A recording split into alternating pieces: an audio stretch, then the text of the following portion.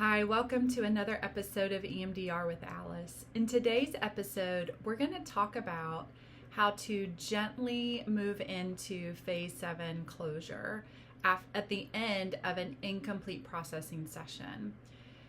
So we're referring to a session where you've activated memory network in phase 3 and done desensitization with that memory, but you have an incomplete session, meaning you did not complete phases 4, 5, or 6 in the reprocessing, and you've ran out of time in your session and you need to close up. We generally recommend that you have about 10 to 15 minutes at the end of your session to do phase 7 closure. So let's think about, as we move into talking about phase 7 and moving into closure after reprocessing, we want to think about how do we gently kind of move into that, and we can do it in kind of a layered way or a strategic way. The first step is to consider when you're doing, after you've kind of said, okay, we're about out of time, is then doing a reflection. This is something that Francine taught and did a lot, if you've ever watched her videos, where you ask the client to kind of reflect and share any highlights or shifts or changes that they've noticed that they experienced in the session that day. So it might look something like, there's not an exact script, but something like, what do you feel like you noticed that you processed today that feels important or new or different that you want to remember and carry forward? And so you'll just kind of let the client name what that is, any shifts that's happened, anything that's different. If they're having a hard time with that, you might notice or name something that you picked up on as they were doing their feedback portion throughout the session. Once we've identified that, you can say, just notice that new shift, that difference, or this thing that feels important, and just follow my fingers. And you'll just do one more set, just kind of bringing that forward, highlighting that in. And then you'll gently kind of then move into our closure statement, which is the processing that we've done today may continue. And then you may say, I wonder if we could do something that just kind of helps orient us back to our space. And so I like to take a moment just to kind of bring them back to their room. They can look around the space, name things that they see and hear. We could also, one thing that I might do would be the spiral technique, especially if there's body sensation that's been pretty present for them in their processing.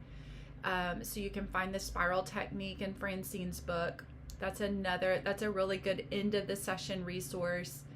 And then think about, again, layering, depending on what the client needs. They may need to also then connect to their safe place.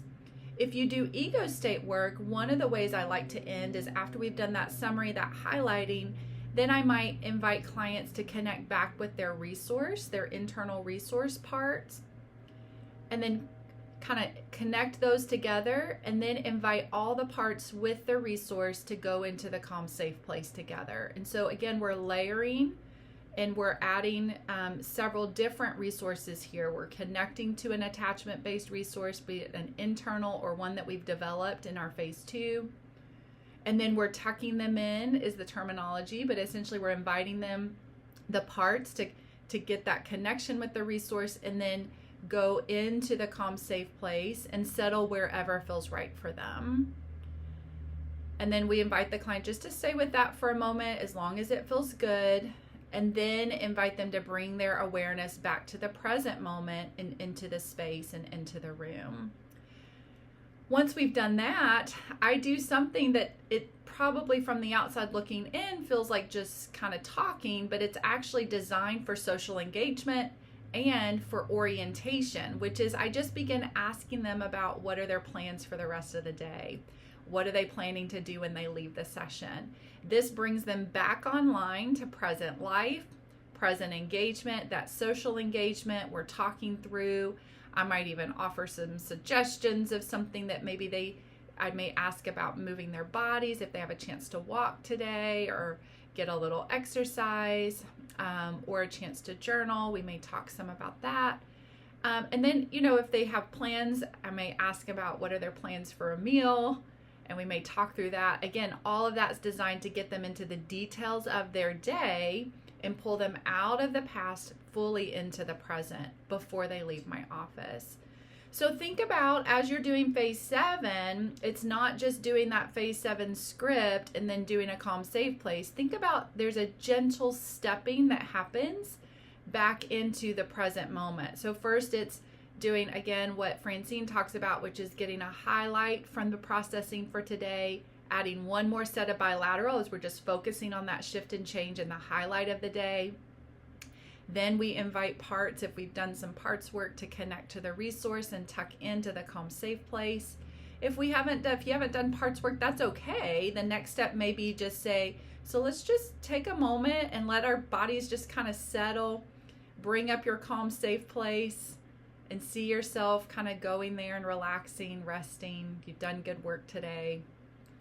Another one you could use, like I talked about, was the spiral technique, which you may do that if there's some residual body sensation, and then shift to the calm, safe place.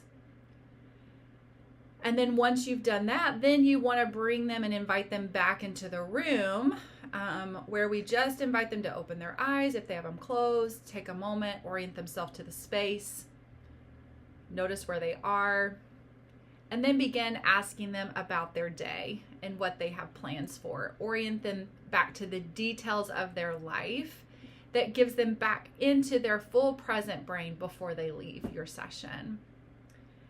Hope this is helpful.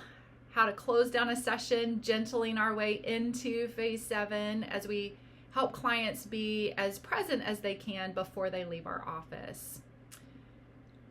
We'll talk again on another episode of EMDR with Alice. Take care. See you soon.